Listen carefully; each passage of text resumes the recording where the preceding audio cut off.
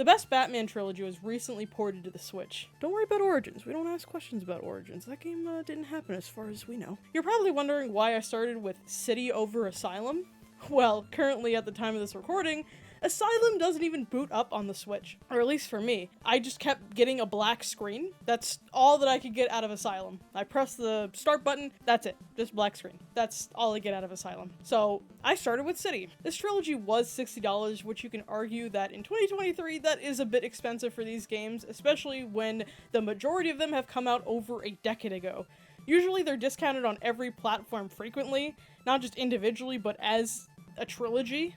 And let's be honest, the Switch isn't as powerful as other consoles like Xbox and PlayStation, or even PC. But does this port hold up? If you don't know the story of Arkham City, the Joker and Batman are dying because the Joker gave Batman his icky sicky blood, so Batman must get the cure for his illness before it takes his own life. Meanwhile, Hugo Strange wants to destroy Gotham with Protocol 10, you know, typical supervillain shit. Catwoman's involved and some shenanigans here and there, but her sections are very short, especially compared to the title character of the game. Basically, Batman runs around Gotham trying to cure himself while stopping goons. That's more or less what happens in City. The gameplay hasn't changed since the original 2011 game, it just has Joy-Con controls. There's no gyro, thank God. Sorry to the 2 gyro control enthusiasts, this game might not be for you. The Joy-Cons felt surprisingly okay for this type of action game. The only issue I had a couple of times was I'd get unresponsive inputs when a lot of enemies were on the screen, but combat felt pretty nice.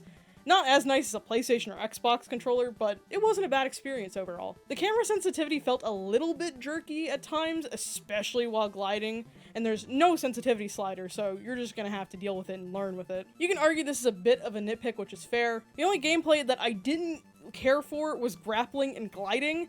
It felt worse in previous times that I played this game on other consoles, being the PS3 and the PS4, but maybe my nostalgia is just remembering incorrectly, and the fact that I've played Spider-Man recently and I think the webs are a better traversal, so maybe that's impacting my opinion. But the last time I played City wasn't that long ago, so I don't know, it just felt worse in this game. But overall, the controls and gameplay felt decent and, at the very least, playable on this version. For a majority of the game, the frames were pretty steady and the graphics looked nice for a 2011 port to the Switch. The remaster collection on other consoles looks far better than they do on this version, but you probably expected that. This is a Switch port. Everyone kind of expects Switch ports to look bad at this point. I mentioned that the frames were steady most of the time, however, there were some dips here and there, especially when there was a lot of enemies on the screen, which happens quite a lot of the time in City, so it does start to wear on the Switch quite a bit when you get to these later levels. However, they weren't too frequent to really bother me personally, but if any dips bother you, then this version is definitely not for you. If you want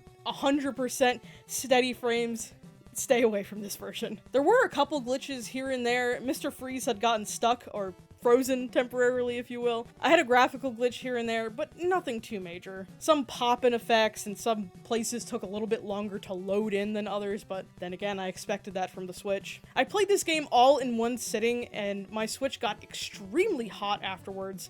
My playthrough took roughly 8 hours, and around the, I would say, 5-hour mark, my Switch was generating a lot of heat. Whew, it's getting hot in here.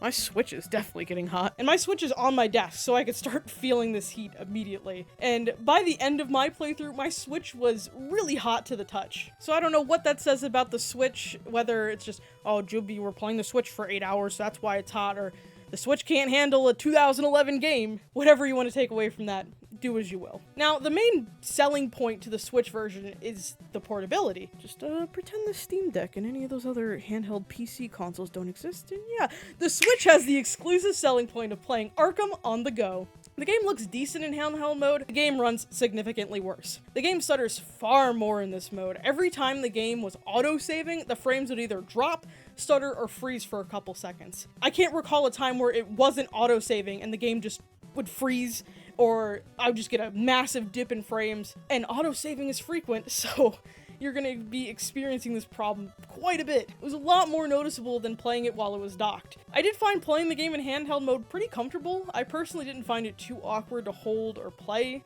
in handheld mode. The only real annoyance is hearing the switch buttons constantly clicking when you're fighting, but the people around you are just gonna have to deal with it. I need my Batman fix 24/7. I can't put this game down. Overall, I would say the Switch version isn't bad, but it's definitely not the best way to play it if you have other means to play it. If the Switch is your only console and your only way to play it, I would say go for it. Arkham City is an amazing game that I think everyone should play at least once. So this may be a perfect first go-around for your little sibling that wants to start getting into more action games, but you don't really trust them with your PS5, so you just give them the Switch version. However, I would say to wait for a sale. I personally don't think $60 is worth it, especially like I mentioned earlier that it's pretty much very cheap on other consoles when they're having sales, and they have sales for this game, I would say year-round. I feel like I never see this game at full price. And like I mentioned, Arkham Asylum doesn't work right now, so you're only getting 2 games out of this collection for $60. Personally, I would recommend this version at the price point of around $20 to $30 at the absolute most. But will this game ever go on sale because it's a Switch game? It's possible. I see Switch discounts, deep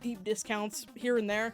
And I could see this game having a deep discount, but it probably won't be anytime soon. Maybe wait at least a month or two. Or if you're dying to replay this game or play it for the first time, I would recommend it on any other console that you have. But if the Switch is the only version that you can possibly play, I would say play it. So I give Arkham City on the Switch a passable, but don't make it your first option rating. If you did like this video, feel free to give it a big thumbs up, helps me out a lot. If you want to see more random Switch reviews that I decided to do, I did The Walking Dead Destinies. Go ahead and check that one out. That game caused me physical pain, so you wanna go support that video, don't you?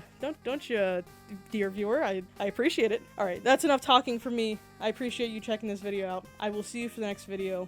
Bye bye.